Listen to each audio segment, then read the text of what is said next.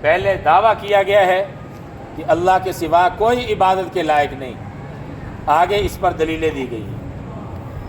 اللہ لا الہ، اللہ وہ ہے، لا الہ کہ نہیں ہے کوئی معبود۔ لا الہ یہ میں بتا چکا، یہ لا نفی کے لیے، اور یہ خاص لا ہے، نفی جنس اس کو کہتے ہیں، نفی جنس کے لیے۔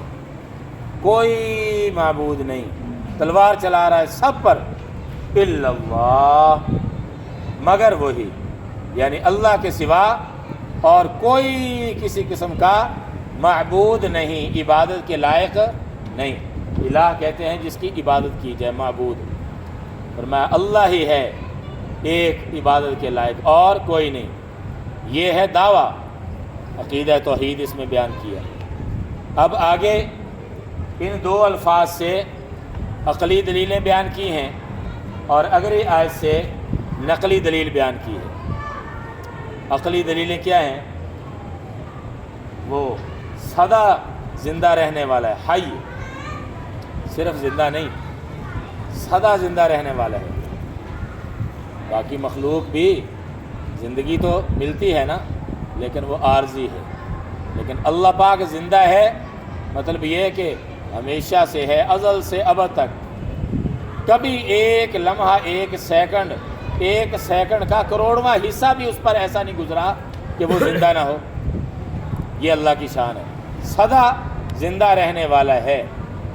القیوم سنبھالنے والا ہے کائنات کو، القیوم سنبھالنے والا ہے کائنات کو۔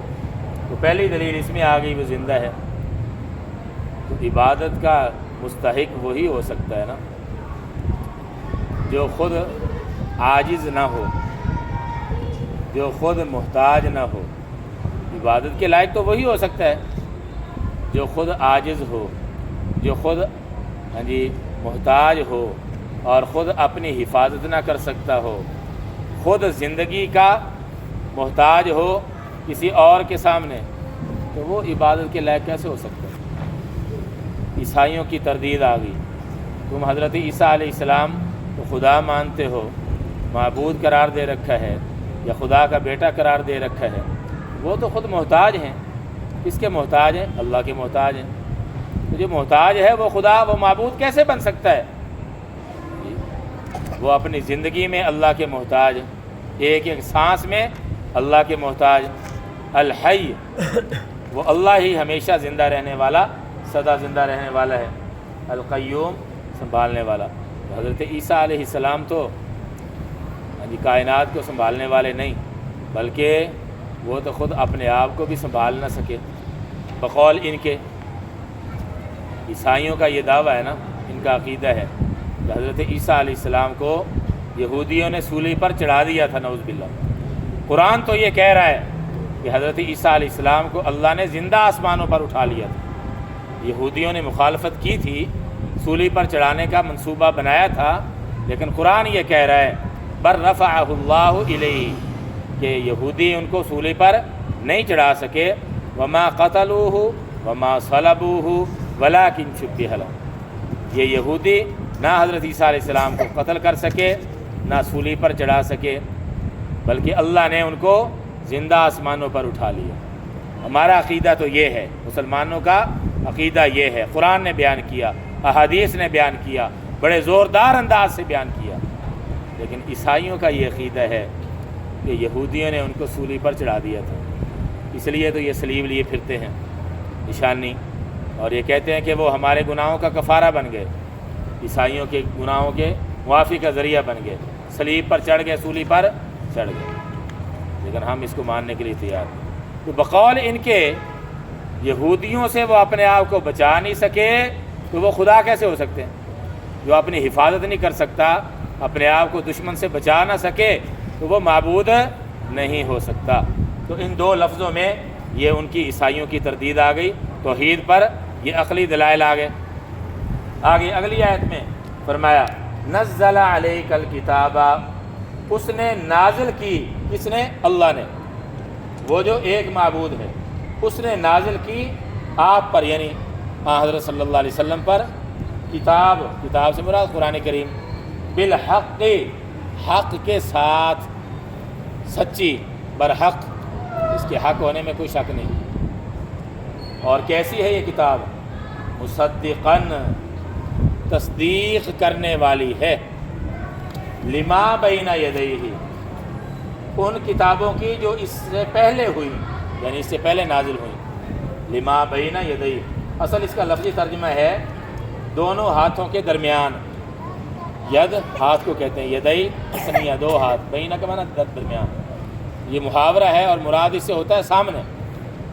مصدقاً، یہ قرآن تصدیق کرنے والا ہے ان کتابوں کی، ماء سے موصول ہے، ان کتابوں کی، لام کا معنی کی، ان کتابوں کی، بینہ یدیہ، جو اس سے پہلے نازل ہوئی، یہ سامنے، یہ پہلے، بینہ یدیہ جو اس سے پہلے نازل ہوئی۔ اس میں یہ بتا دیا کہ جس رب نے تورات و انجیل نازل کی تھی پچھلے انبیاء پر، گزشتہ انبیاء پر صحیفے نازل کیے تھے، اسی رب نے تو محمد صلی اللہ علیہ وسلم پر یہ کتاب نازل کی ہے۔ تو تم ان کتابوں کو ماننے کا دعویٰ کرتے ہو، لیکن یہ بھی تو اسی اللہ کی طرف سے آئی ہے، اس کو بھی مانو۔ اس میں رسالت کا بھی جی اس بات آ گیا، رسالت کا مضمون بھی نبی پاک صلی اللہ علیہ وسلم کا سچا نبی ہونے کا، اور اللہ کی وحدانیت کہ وہ اللہ ایسی بڑی ذات ہے، اسی نے پہلے نبیوں پر کتابیں نازل کی، اسی نے ہمارے نبی صلی اللہ علیہ وسلم پر کتاب نازل کی، وہ ایسا قادر اور ایسا مالک ہے، وہی عبادت کے لائق ہو سکتا ہے۔ وَأَنزَلَ التَّوْرَاةَ، اور اس نے نازل کی تورات، والانجیل، اور انجیل۔ تو قرآن تصدیق کرنے والا ہے۔ اس میں ان لوگوں کو بھی جھنجھوڑا جا رہا ہے کہ قرآن کی مخالفت، چلو اس وقت تو تم کرتے جب قرآن پہلی آسمانی کتابوں کا مخالف ہوتا۔ قرآن تو پہلی آسمانی کتابوں کا مخالف نہیں ہے، قرآن تو ان کی تصدیق کر رہا ہے، تو پھر تم اس کی مخالفت اور اس کا انکار کیوں کرتے ہو بلا وجہ؟ ضد اور اناد ہی ہو سکتا ہے، تعصب حسد ہی ہو سکتا ہے، اور کوئی وجہ معقول نہیں۔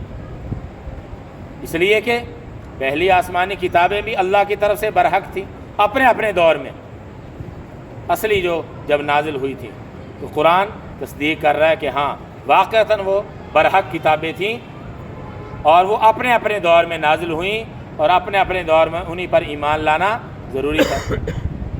تو قرآن تو ان کی مخالفت نہیں کر رہا، تو اس لیے تصدیق کر رہا ہے۔ لیکن یہ جو اب تحریف کر دی ہے لوگوں نے، تبدیلی کر دی ہے،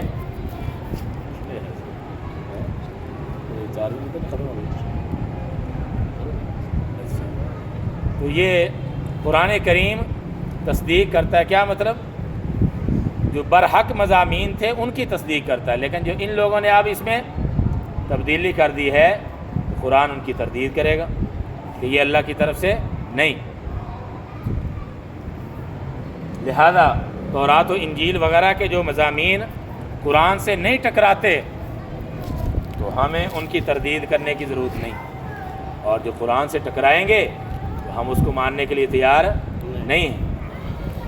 اچھا جی، اور اس نے نازل کی تورات اور انجیل من قبل، اس سے پہلے، یعنی قرآن سے پہلے اسی اللہ نے تورات و انجیل نازل کی تھی، اور وہ کیسی تھی؟ ھدی للناس، وہ لوگوں کے لیے جی عین ہدایت تھی، ہدایت کا مجسم ہدایت تھی، یا ہدایت کا ذریعہ تھی۔